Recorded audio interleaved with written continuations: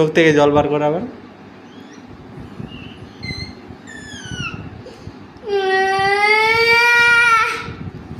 ধরে নে যে তোকে আমি ঘড়ি কিনে দিই নাই, তুই দুঃখে চোখ থেকে জলে কাঁদতে কাঁদতে তো চোখ থেকে জল বার কর।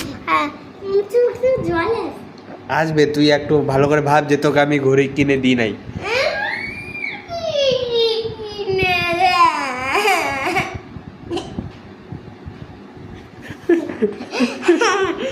আরে এটা কামড়াবি কেন? চোখ থেকে জল বার কর।